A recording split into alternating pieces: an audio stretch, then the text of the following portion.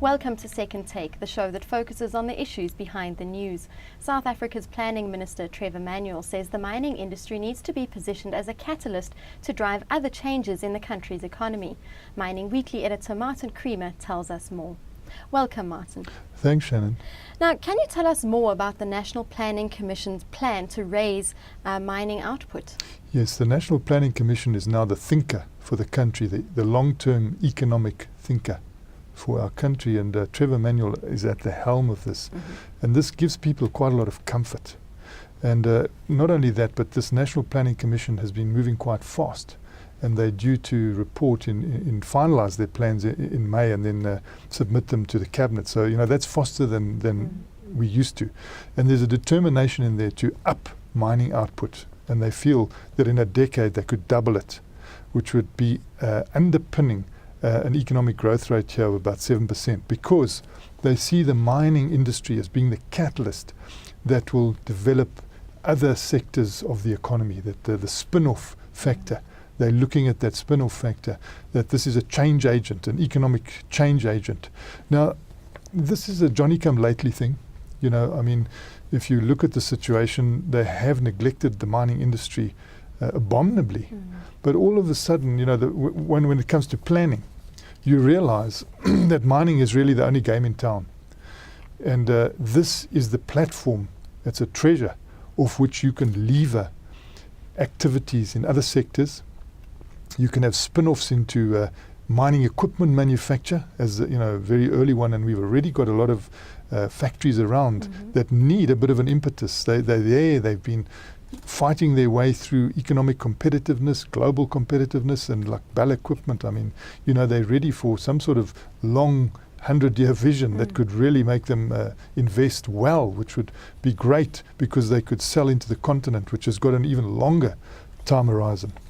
So then mining services. But they realize that, you know, as you support that mining output, as you allow mining to create a spin-off and to float other boats in the economy, you've also got to have your eye on skills, because this is where, you know, the growth will actually come from, the human resource side of it, which has also been neglected, and the research and development side. So Trevor Manuel addressed the in investing in Africa mining in Durban, down in Cape Town, and it was great to have his face in mining, because this is the 18th one, and I can't remember him being there at any other time.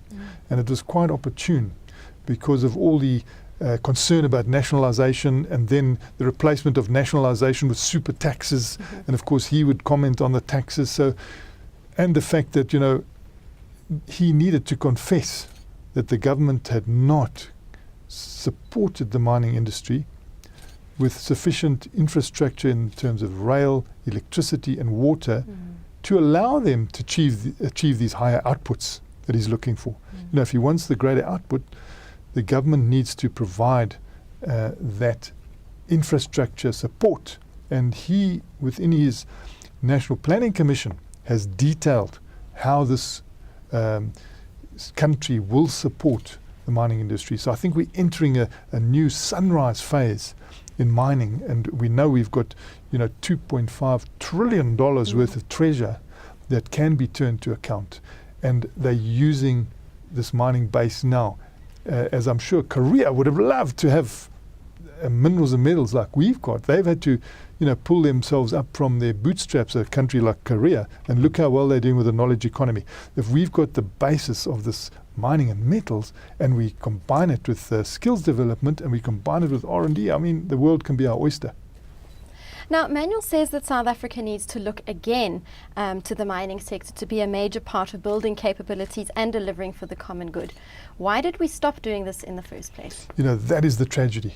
You know, this gap, these wasted years, like 20 wasted years, where all the research and development institutions have shrunk. You know, that we need to get back to the forefront. Fortunately, the structures are still there. So they need to be reprioritized, give them new budgets, give them new targets, set them on a course, and I'm sure we can turn it around.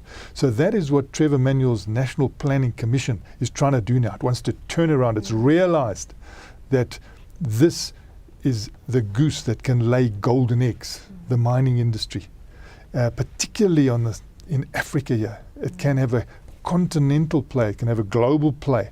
So what we do here now, the investment, we will get good returns on it, because the whole world is realizing, that you're going to need enormous amounts of metals and minerals as countries urbanize their people. China, India coming up very strongly, other countries. There is this new awakening. We've already missed 2 boats, we've missed 2 booms, we can say, in mining.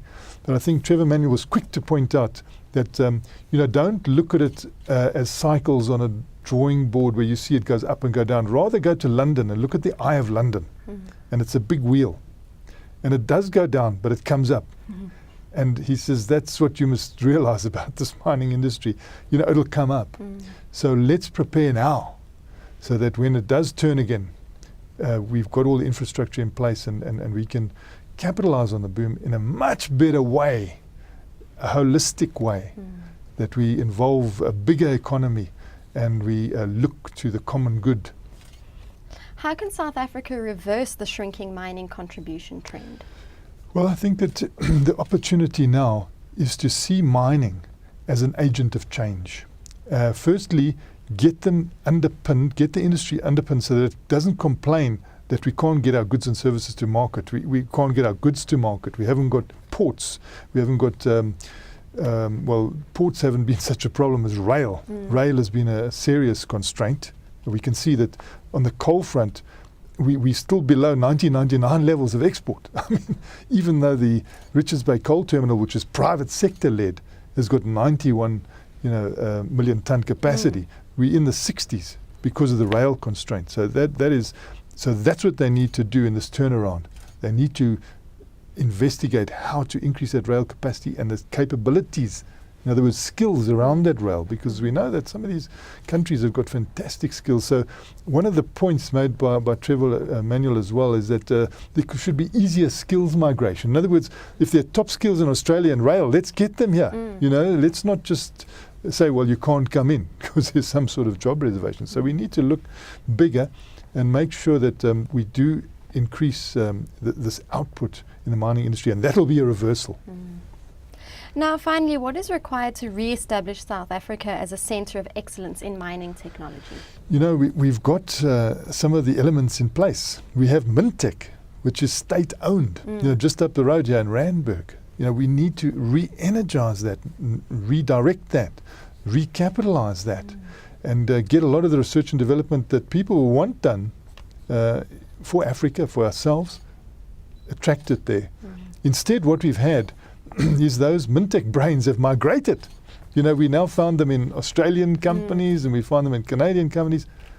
Now, we should never have allowed that, and hopefully some of them can return if you give them the right challenge and incentive and working environment, because those researchers, they love a good research topic, and that's important to them. Now, if you are saying we're going to re-establish South Africa as a centre of mining, technological and research excellence, that might enthuse them, to come back. Otherwise, you've got to start bringing people through the system as well, which is going to maybe be harder because you need a lot of good direction, especially with research.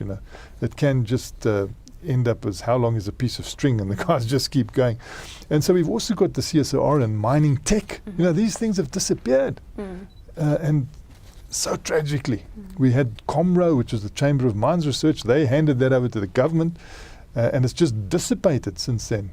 But there are still elements of it that can be reassembled, and hopefully we reassemble it in a very modern way, so that it can deliver at a good pace.